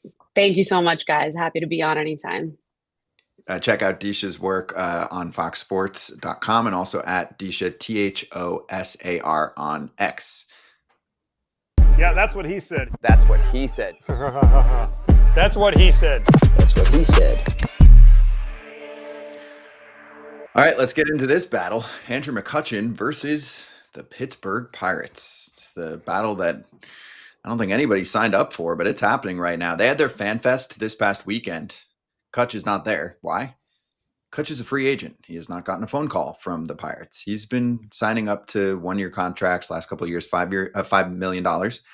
And he's very vocal on Twitter. We love him for that. He's a great personality in our sport. He said he hasn't gotten a phone call from the Pirates. At one point this offseason, he explained how he can still do some outfield. I mean, he didn't do a ton of it, but he can, right? Still in good shape to be able to run around in the outfield. Ben Cherington at FanFest for the Pirates, and I'll paraphrase here, was saying how they're laser focused on winning more games this year, and how he didn't say Kutch wasn't in the mix. He just said, we'll see. It was kind of a we'll see. Here we go. Where's Kutch? And here's the answer from Cherington, to be exact. Andrew's meant a ton to the franchise. Our approach this offseason has been laser focused on what gives us the best chance to win more baseball games in Pittsburgh than we have in the past seasons. I will add a Captain Obvious to the back end of that answer, but that is your job as GM, and they've done a nice job. They haven't done a ton, but they've done a little bit. Todd Father, whose side are you taking here? Should Andrew McCutchen be on the 2026 Pirates? If he does end up on the Pirates, should they have figured this out before FanFest? And what does the contract look like for someone who was close to league average with his offense last year, and at times looked like one of their best bats because their offense was so bad last year? This is a tough one, but I'm always going to side with the player. I don't think there's an argument like between the two of them, between Cherington and McCutchen, but I feel like McCutchen deserves to at least be in the know about what they're trying to do here. Fun-loving guy. Everybody loved him in Pittsburgh. This would not be a good way to go out. Maybe there was a disconnect of knowing like when he wanted to retire. I don't know if they have had conversations. There's got to be more to this to what we're hearing here than, what we see on top of the surface, because, we don't know how many conversations those two had. We don't know what both of them were thinking. But I love what McCutchen said. He told basically whoever said that, listen, you're not going to write my story, man. My story's not done. I think I could play, and he's confident. And I believe he still can play.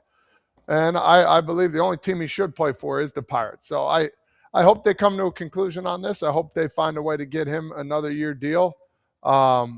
Maybe put some stipulations on it. I don't know. But I feel like him coming out and saying this, I think he wants one more year at least. So I would love to hear, McCutchen talk about this too, just to see where his mindset is.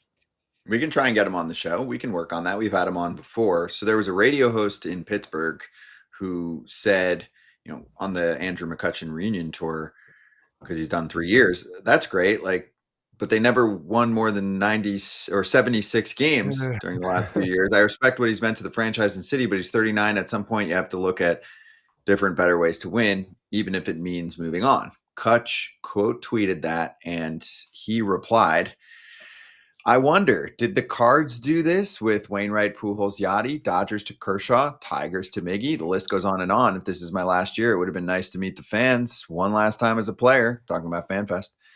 Talk to them about my appreciation for them over the years. Shake that little kid's hand or hug the fan that's been a fan since Clemente. You see, this is bigger than baseball, bigger than looking at a 40-man roster and cherry-picking numbers that fit your agenda or prove why your opinion matters. The fans deserved at the very least to get that opportunity. I don't know what the future holds for me at the present moment, but what I do know is I'm 39 on the back end of my career. I still work every day to be better than I was before. If there wasn't a burning desire to continue this journey, I would be home surrounded by my family, in which no one would judge or be surprised, but not yet. There's more work to do, and I'm not done. No matter what label you try to stamp on me, rip the jersey off me, you don't get to write my future. God does. So, Kratz, what do you think? And when this stuff comes out, people want to pick sides. Should Andrew McCutchen be on the 26 roster, and should the Pirates be handling this differently? I'll just add this one caveat. Even if the Pirates didn't want him back, why is there not a phone call? And if they do want him back, which Cherington still is alluding to, phone call. Hi, Andrew. We're still working through our offseason. We'll see how the roster shakes out, but we are thinking about bringing you back, and it might look at 1 year, whatever the number is that they come up with. We'll keep you posted. $5 million, 1 year, $5 million. I mean, it's just a standard Andrew McCutchen contract. I'm not going to sit here and argue because Todd already said the player's part of it, whether he should be on the team or shouldn't be on the team. It's more about what you said, Scott. It's more about the fact that organizations don't just wake up and go, you know what? We're going to try to compete this year. They knew what their plan, quote unplanned, was going to be when the offseason started. That conversation could have been had at the end of last season. Now, maybe Ben Cherington was saying, maybe they're going to fire me, so I don't really want to be the bad guy and talk to Andrew McCutchen about this. But the conversation needed to be had last year. I saw Kutch in April, and we were hanging out before the game, and he was playing outfield at that time. And he was like, because Reynolds was down with a shoulder or something. So he was still hitting, but he was not playing the outfield at that point. He was like, he said, at my age, it's not the fact that I have to play the outfield. He says it's the fact that you have to work into playing the outfield. You have to get your reps out there. And when you get your reps out, he's like, when I get my reps out there, I'm good. I know where I need to be. He's like, I'm not running around center field. He said, I'm good to go. It's just the fact that if you're DH, and then all of a sudden, bang, you're in the outfield for 4 out of 7 days, it doesn't work like that. You don't just rip the Band-Aid off right away. He's like, but if I know I got to play the outfield 4 of 7 days, 5 of 7 days, he's like, then I just work myself up to it and I'm able to get ready for that. So that's where maybe a little bit of a lack of communication. Now there's a new manager. Don Kelly comes in. Maybe he's able to communicate with him once he's on the team, but I think he's still a viable piece to this organization. But as a guy who I played with in 2009, my first year with the Pirates, he made his big league debut that year. The fact that you're talking about since 2009, he's going on his 17th season in the big leagues. You say there's a piece of that organization that if they really care about the fans, there's something that needs to be done differently than how it's been done so far this offseason to Andrew McCutchen. I wonder what the conversations were like last year. I mean, he's been part of the organization for a few years. I know you talked about this a little bit, Todd Father. Don't you think they would have sat down with him and said, hey, what's your plan? How much longer do you want to play so we can try and make this as beautiful as possible? Yeah, and I didn't hit that. I'm glad Kratzy brought that up. Like, where is the communication, man? That's the most frustrating part. Been with the organization. You know, I only played about 20 games, but spring training on, the communication was okay. I mean, but at the same time, like with this guy, come on, dude. Like, that's the more frustrating part. Like, hey, dude, we're going to talk to you in the offseason if we can't talk now. Just something, a little leeway of what they're trying to do. You know, if he gets mad over that, then so be it. But at least they told him exactly what they were thinking, and that's the issue on hand. It's like, yeah, you want to win more. Okay, I get it. Yeah, you want a surplus of great athletes coming into your organization, but you also want to be respectable and let a guy go out on his terms, and what he did for that city can't be unmatched by anybody. So that's the problem. No communication. Just like when I tell my 12-year-olds in basketball when they're playing defense, where the heck's your communication? There is none. So they need it. I don't know how Ben Cherington should have said this, but it got me a little, like, it made my neck, like hairs on my neck stand. Yes, and I do have hair on my neck. Stand up. Like, where I was like, man, like he could have said it differently. Like, hey, where's Andrew McCutchen? Essentially, he said, oh, we're trying to win, so that's why we're not bringing him back. Like, what? First of all, you should be laser focused on winning every single day, no matter if you're playing only the minimum, big league call-ups. You should be laser focused on how you're trying to win. It's not just like, well, you know what? We're not trying this year. Oh, wait a minute. Ben Cherington said that. Essentially, he said that in his own words. And how he should have said it, like, I just feel like there was a better way to say, hey, you know what? We're not bringing Andrew back right now because we're looking at other options. Like, give me a vague, not, well, we're really laser focused. We want to win.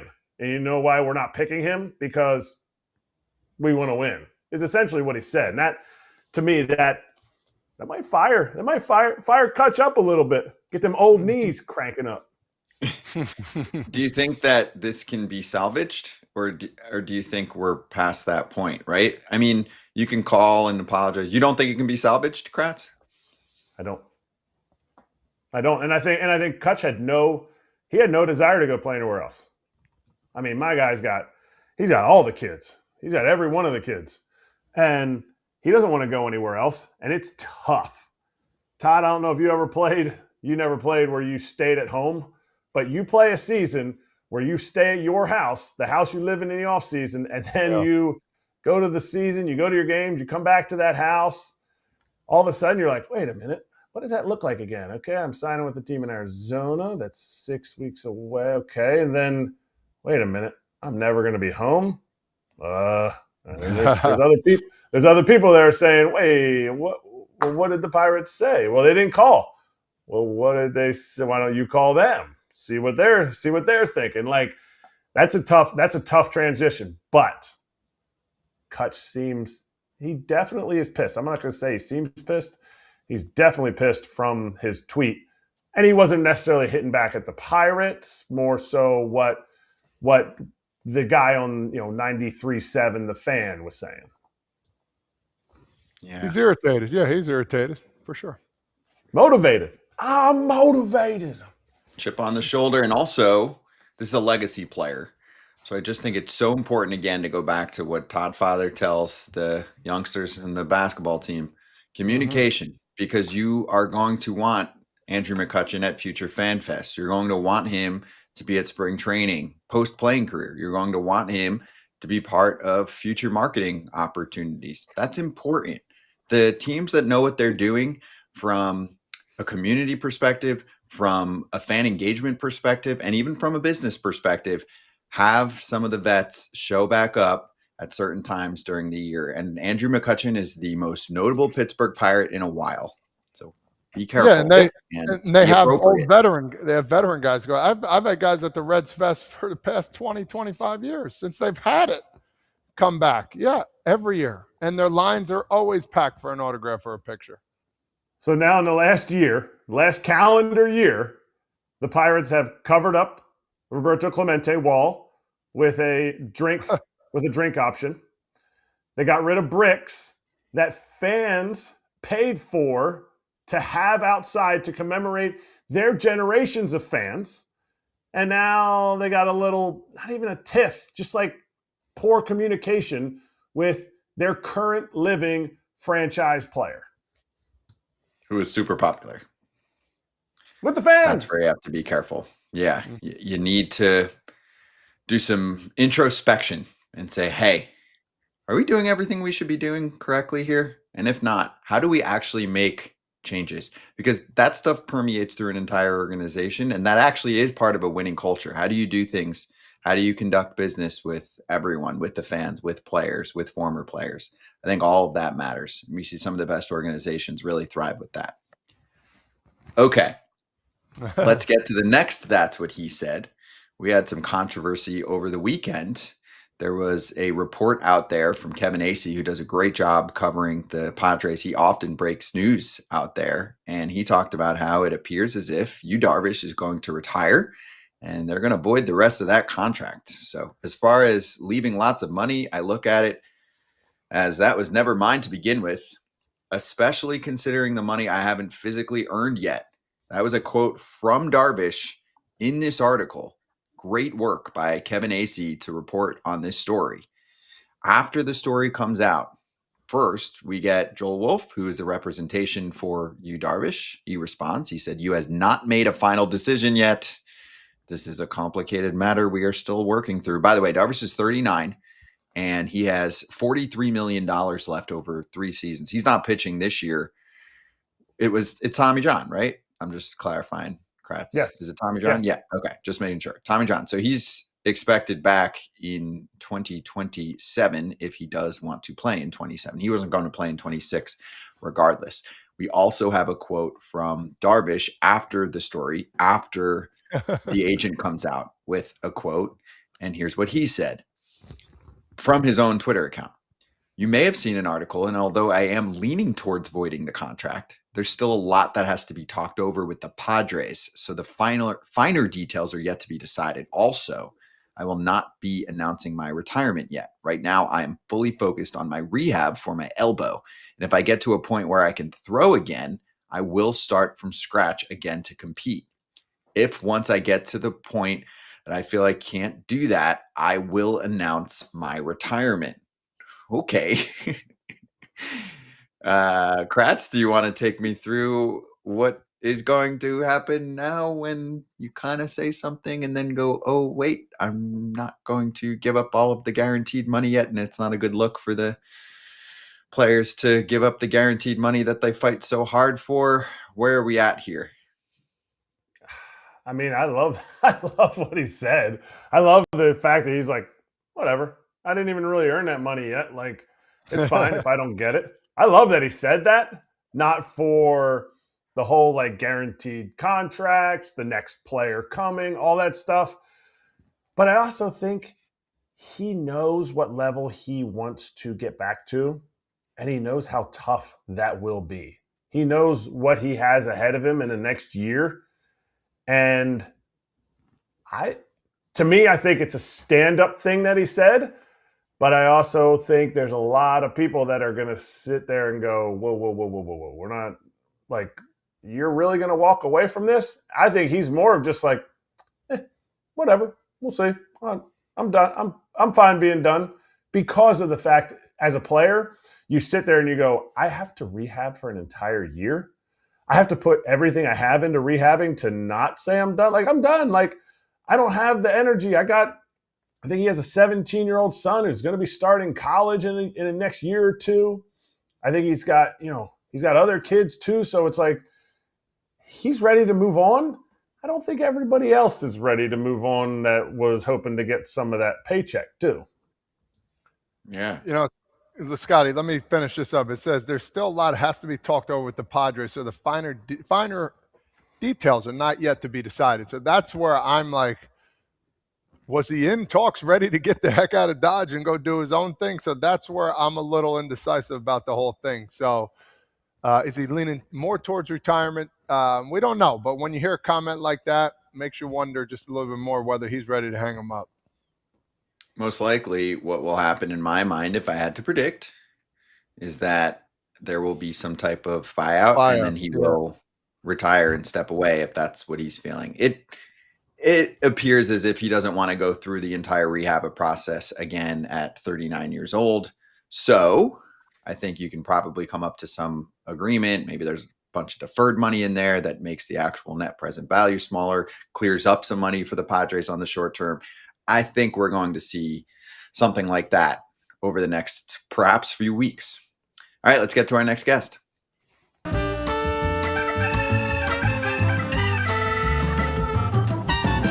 Battle up.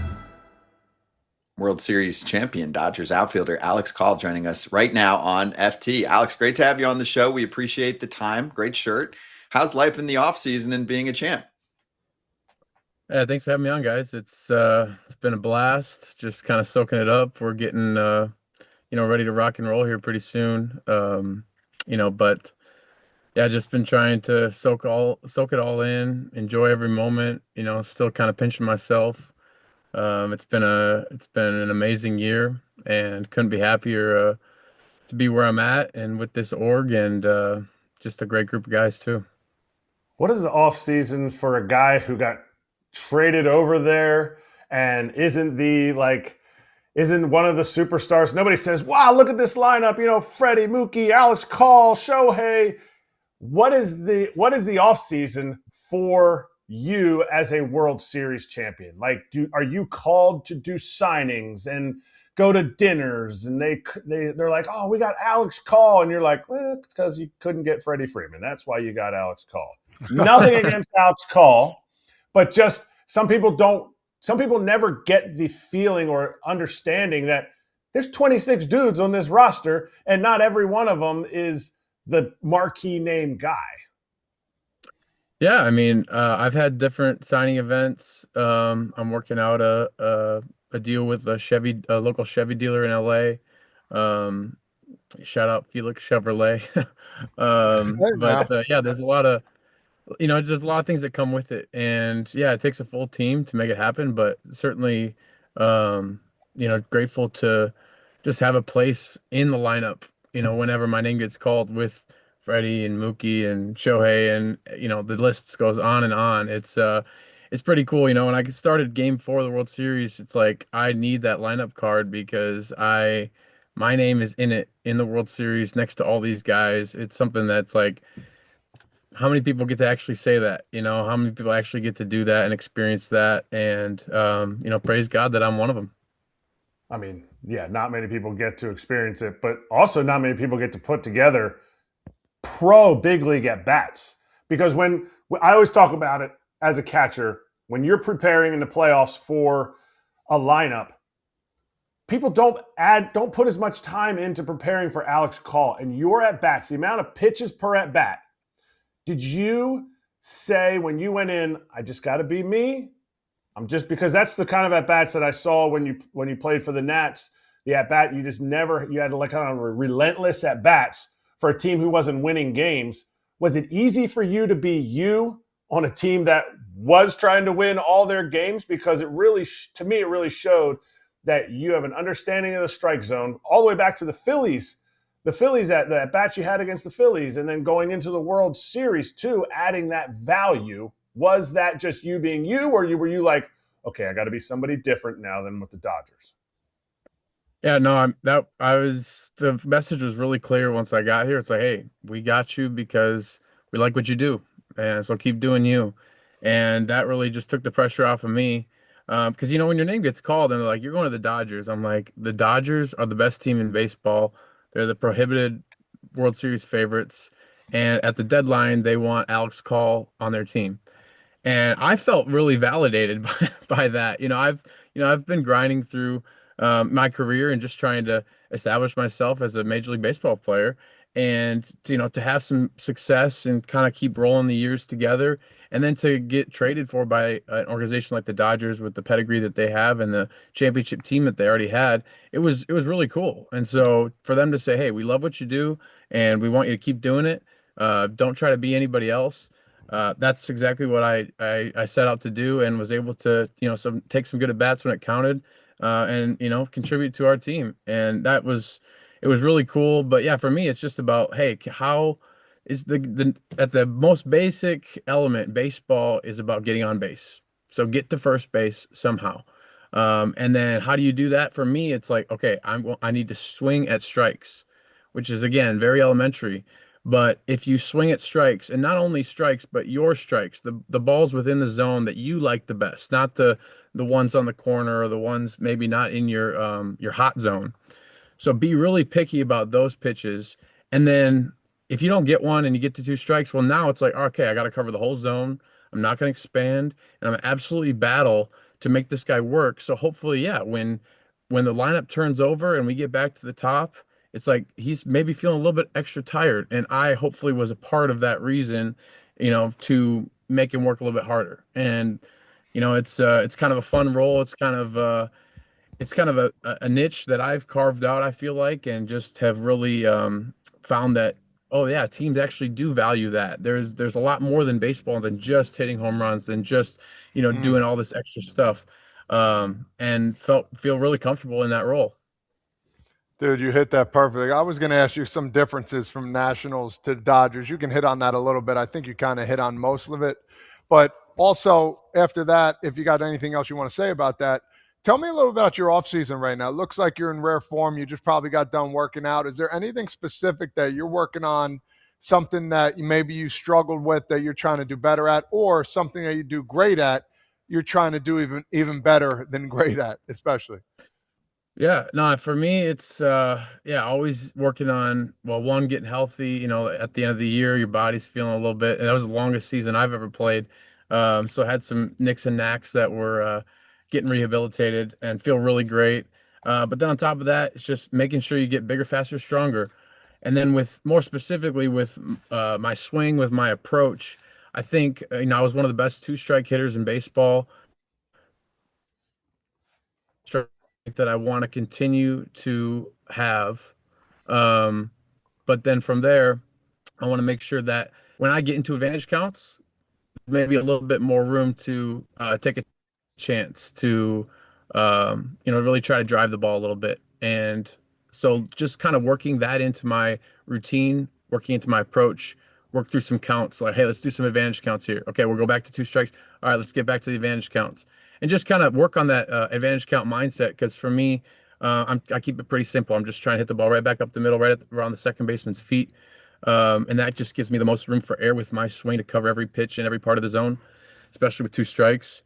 But at the same time, I know that I got a little bit more in the tank. And I think that's been the message that's been communicated by the Dodgers as well. As like, hey, we're going to, give you a little bit of freedom to try and test these advantage counts a little bit and, go for it. Yeah, hit some dingers. That's what they're saying. Advantage counts or no advantage counts, hit some dingers. Now, one of the things Todd asked and you didn't answer, did you just get back from working out?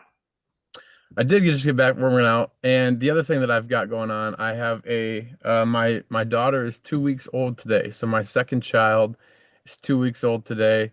She woke up at 5:30 this morning and did not go back to bed.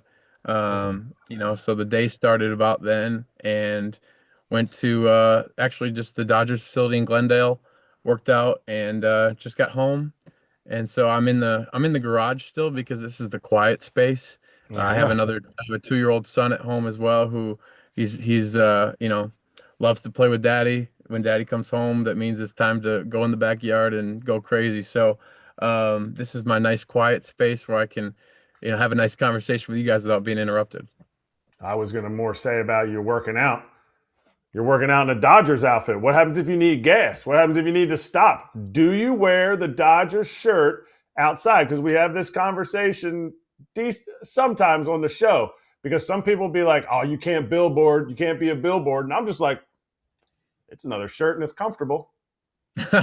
No, I don't usually wear any Dodgers gear unless I'm going to the facility. So I've been working out at the facility, so I threw on the Dodgers gear. But yeah, I've always been, and actually I see with the Dodgers, the LA logo is so like prominent. It's like such a brand. You actually see a lot of guys wearing like the Dodgers logo. And that was kind of something that I felt like was new. Because most of the time, yeah, you don't really wear your team hat around, but it's almost like the LA brand is so like the Dodgers brand is so intertwined with LA and the culture and the fans that it's almost like, hey, if you want to wear a Dodger hat around, like that's totally cool. It's almost been like the vibe that I've been getting. It's been a really unique experience playing for LA. I mean, the fans are unlike anything I've really experienced. They are so passionate. Everybody cares about baseball as basically the number one, which is really refreshing. So it's been really cool. I want to ask you a little bit about Shohei Otani. I don't know if you have any good stories. We saw him last night talk a little bit of English at the awards show. How is he with communications with you guys? And does he talk much in the locker room? We don't really hear much about it. Yeah, I mean, Show is great. He's so humble. He's so amazing. It's crazy that we play the same game. But yeah, he does really well with English. I think he's more comfortable, obviously, in his first language when you do interviews and stuff like that. But yeah, he'll joke around. Just I think my favorite story is just he's in. I think I'm on the bench that game. He's DHing. Hasn't had any hits that game, and he's like, "Come on, do something, do something." And, he's laughing with all the coaches, and next at bat, home run. So it's just like, he's a different animal. He's a different cat.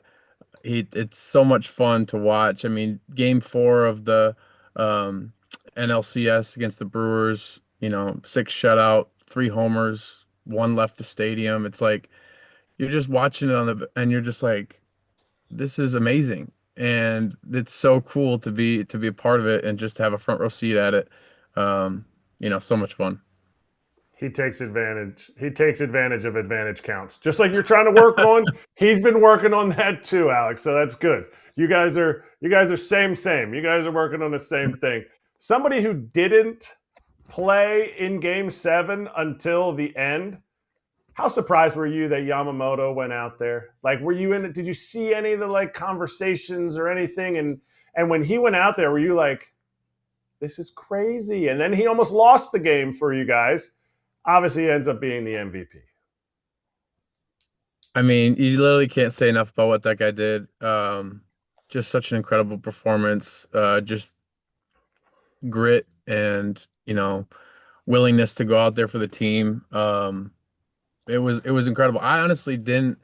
I was trying to like focus on like my role, my routine, like how I'm getting ready because I might go into the game at some point, getting ready to go in. So like that kind of keeps you focused on like not all the external stuff like as a fan like you worry about. Once you're out of the game, like when I came out of the game against the Phillies, it's like, okay, my job's done.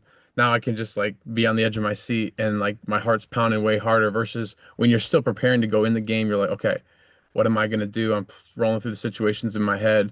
But then like you're still watching the game and you're like, wait, Yamamoto's down there, he's warming up. It's like, oh man, he's really warming up. Like he's gonna go in and then here he comes. And it's like, man, how many pitches did he throw last night? And um and then for him, like you're just on the edge of your seat, like, okay, what's gonna happen? And then they had guys in scoring position, he gets a strikeout and he gets a double play, and it's just like it blows your mind. And then before you know it, you're rushing the field as World Series champs and dogpiling on him. And just another great guy, extremely humble, very diligent, hardworking, very routine, very impressive stuff that he does day in and day out. And so it's really no surprise that he's able to, put up a legendary performance like that. It's truly incredible.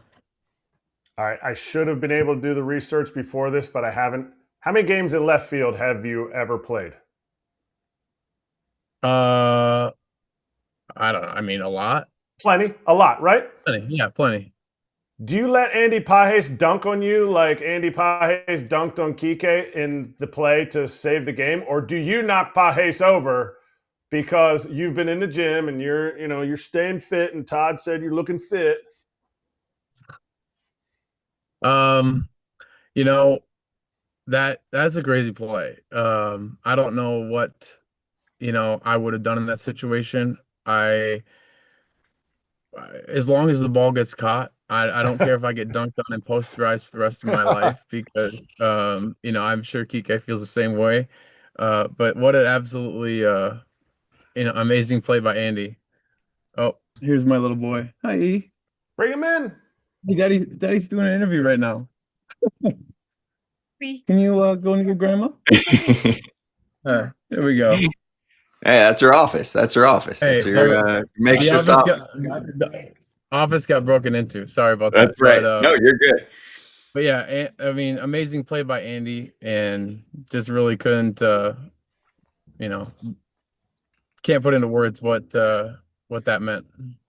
All right. Well, ninth inning of this conversation, since the kiddos will take over soon, hopefully. I wanted to ask you about the Playmakers Classic in Arizona. We're going to be out there. We'll bring special coverage on FT. It's a super meaningful event for us. We talk about it pretty frequently to our group. So wanted to get your thoughts on the Playmakers Classic, and of course your attendance too. Anyone that's on the Arizona side for spring training is able to make it, as you can see at the bottom there, February 18th, but wanted to get your thoughts. Yeah, I'm super excited for the Playmakers Classic. This will be my first time going because I've been in Florida the last few springs. But the Players Trust does amazing work, and I'm super excited to be a part of it. I'm an ambassador for them, just helping out, encouraging guys, whoever wants to get involved, give back in the community, get things started, just to encourage them and support them. So they do a really great job. I did a camp last July with the Players Trust. They put on an amazing event in my hometown when I went back to play against the Twins. Just had a tremendous time. They did such a great job helping me and supporting me with something that I was really passionate about and giving back to the place where I grew up in my community. So yeah, Playmakers Classic is gonna be a great time. It'll be great to see you guys out there, and really gonna have fun. Do you have any idea what to expect since you haven't been to one yet? And I was at one two years ago, Scott, or 3 years ago? I'm not sure. Two 2 years ago. Any idea what to expect? I mean, it's going to be fun. There's going to be a bunch of different games. I think there's some like skee ball, like a bunch of other things, casino games, probably good food and good times. I mean, I saw some of the guys who went last year, they said it was a great time, and really looking forward to getting out there supporting a great cause. For sure. Are you competitive? Because that's what I was going to say. There's a bunch of games. Are you a competitive person off the field? Because not everybody is. Sometimes they play nonchalant and they play cool. I mean, I think I've learned to manage the competitive spirit. If you get me on the ping pong table, there might be a different animal that comes out. But for the most part, I stay pretty reserved, and I try to just enjoy the game. But a few, maybe 10 years ago when I was in high school, would have been a completely different competitor coming out of me for no matter what game it was. But now I just try to enjoy the entire experience, and win or lose, just have a good time. Have you played Kershaw in ping pong, and did you beat him if you have? I did not get a chance to play Kersh in ping pong. Okay. What about you? No, I haven't. I would love to play against him. I would be a good match. God, you stink. Yeah, here we go. This guy, he has no clue about life. Last thing for you, I want to talk a little bit about your project, your charity you got going on here, the Call for Freedom Project. Why don't you give that a little plug and talk a little bit about that a little more? Yeah, I appreciate that. So January is National Human Trafficking Prevention Month. I partner with IJM. They're an amazing organization that takes care, helps prevent human trafficking around the world. Make sure they work with local law enforcement to really make sure that the predators who are doing this are getting caught, and they're working with the justice system to actually get these perpetrators processed and put in jail behind bars, so they can't just pay off the cops. A lot of these third world countries, they've got tough living conditions, they've got corruption running through their system, and so IJM goes in there, sets up a system, partners with them to actually get the process going to where we can get these criminals locked up so they can't continue to do these horrific crimes. And so it's an amazing organization that I'm super happy to be shouting out and supporting and doing anything I can to really help this important cause that's been near and dear to mine and my wife's heart, because really no one should have to do that, and the goal is truly to end slavery in our lifetime. Did you get connected with IJM through PAO? Because my wife and we got connected with IJM through PAO, and then now we've moved on to another company. I mean, another charity called Worthwhile. Yeah. But did you get connected with them through there? Yeah, I think that's where we first learned about them. And we went to PAO back in 2016, and we've been going for the most part ever since.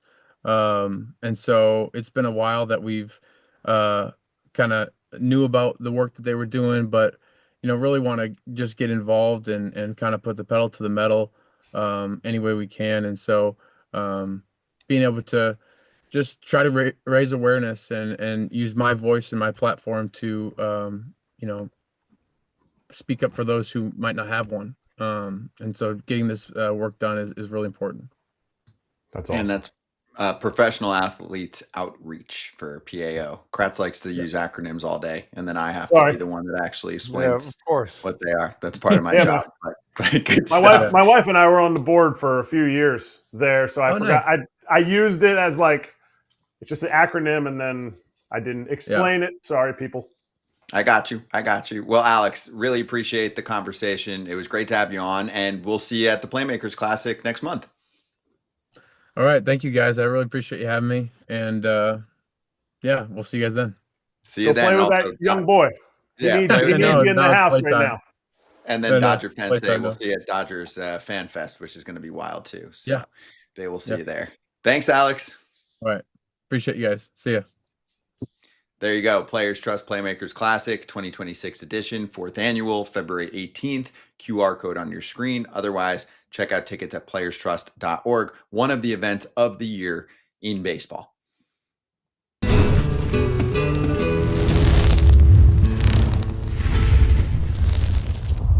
Hot Corner, let's sizzle. Well, we're starting to learn more and more about players that are either in or out for the World Baseball Classic. Actually, this one came in hot just during our conversation.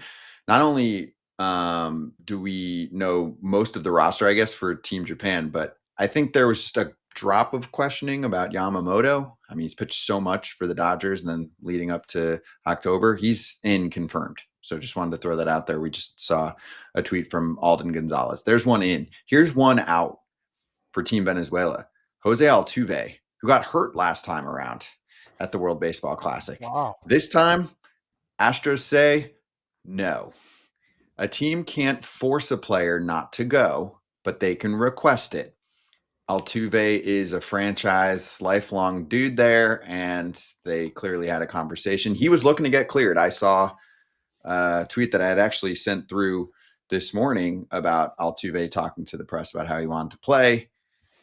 But maybe it's a tougher sell, Todd Father, because he had gotten hurt in a prior World Baseball Classic.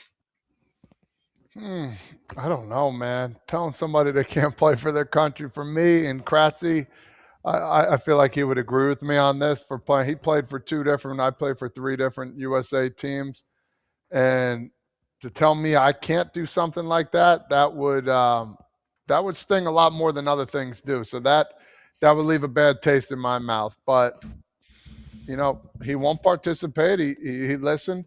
Maybe there's something else going on. But if he's healthy and everything's good to go, and they're basically saying, no, I don't think it's a good idea, and you're not really getting their approval, which you really don't need at the end of the day. But still, for them to say that, I'd be like, that one doesn't sit well with me.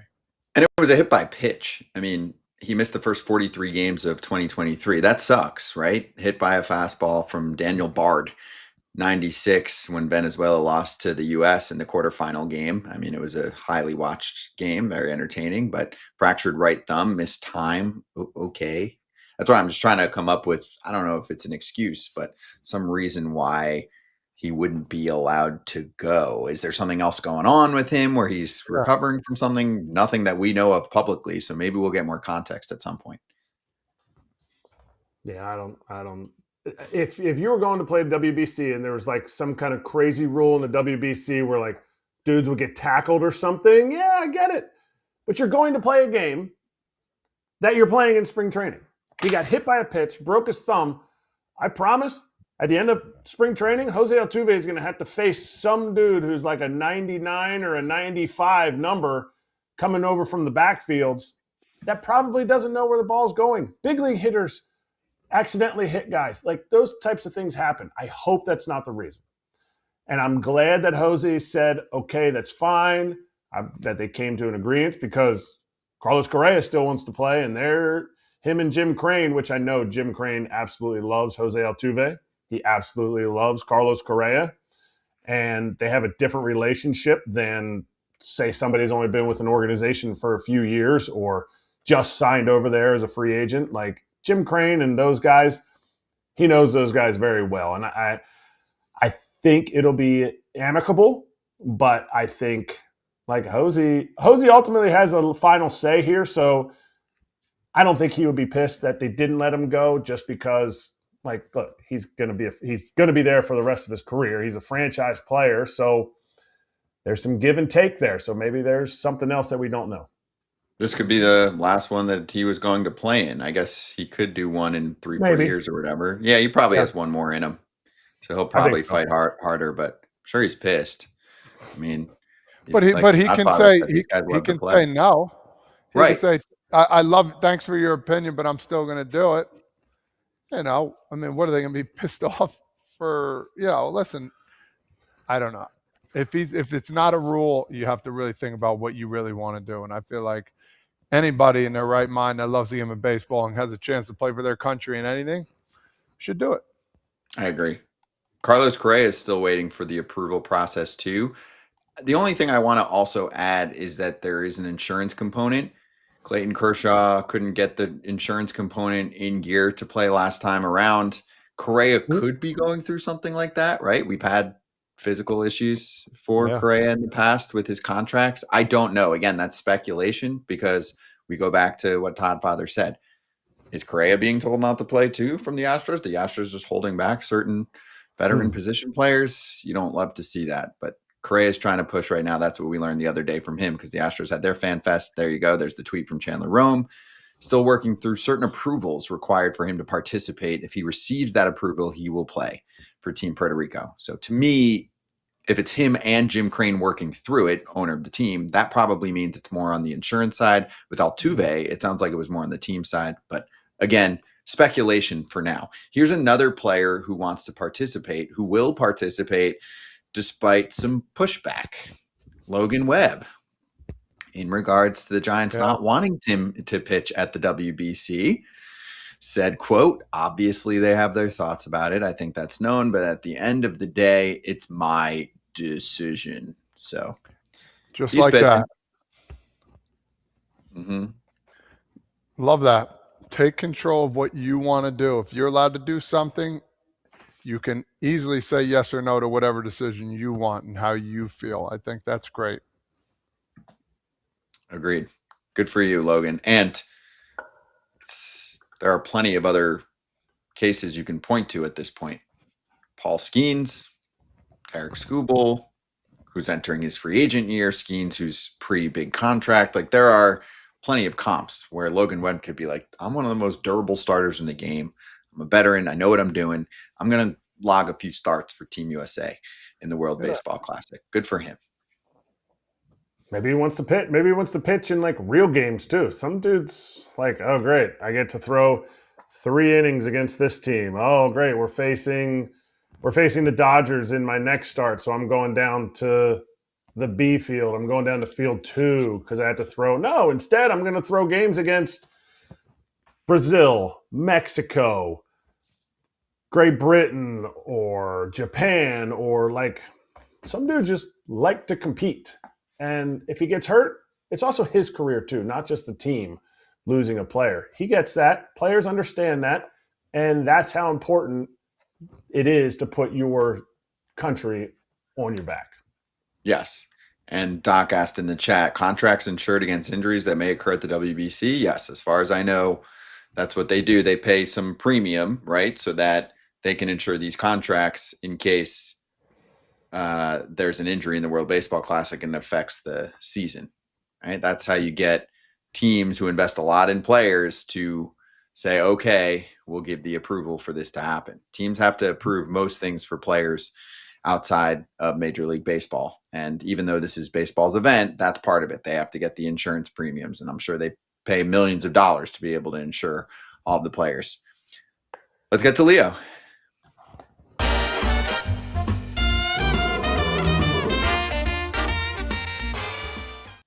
BetMGM futures, the win total for the Padres at 85.5, 120 to win a hundo. If you go over, it's plus money, 1-to-1. Hundo to win a hundo. If you go under, 85.5. Thoughts from the peanut gallery? Kratzy, you go first. I've been going first on the last ones I've done with you. I want to hear your thoughts. Over.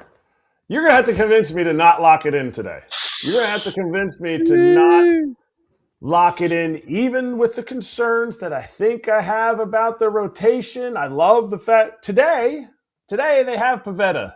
They have Michael King.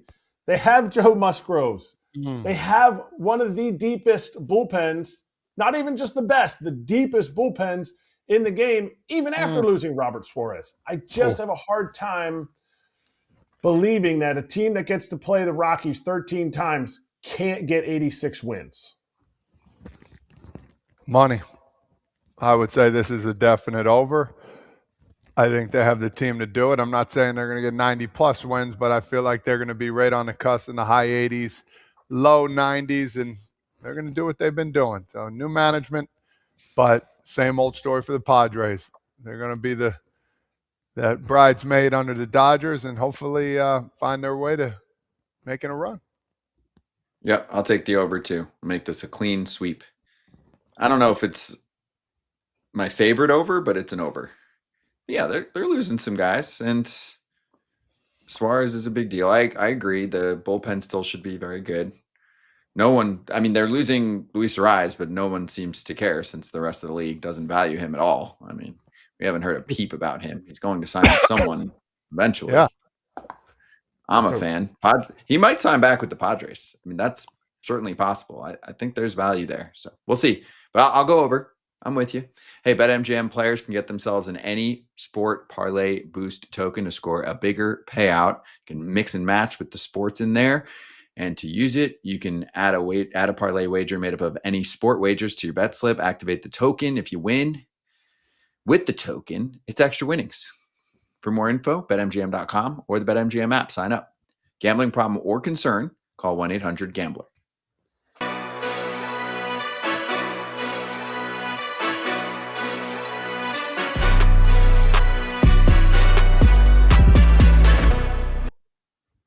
Hey, did you guys see by the way, Dodgers territory coming up, part of the FT network right after this. And then Baseball America, hot sheet, a little prospect talk at 3:30 Eastern time. So we'll keep live programming going for you on the FT network, just like we did on Saturday for 4 hours. If you want to go back and look at the BBWAA live stream, the award show, it was awesome.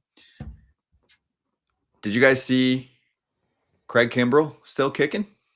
Still kicking, 2.5 mil base if he makes the team, Todd Father, to add to the 440 career saves. I mean, I don't think he's necessarily going to be closing down games for the Mets, but hey, listen, somebody else in the back burner there. You never know. I think that's a good pickup. He's not like he's like washed up. The dude can still pitch.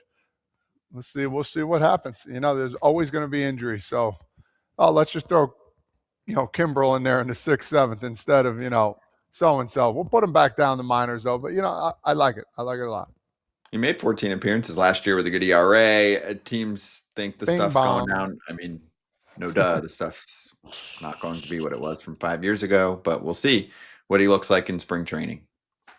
The walks Kratz? are concerning to me. The walks are concerning to me, as they are with the velocity down.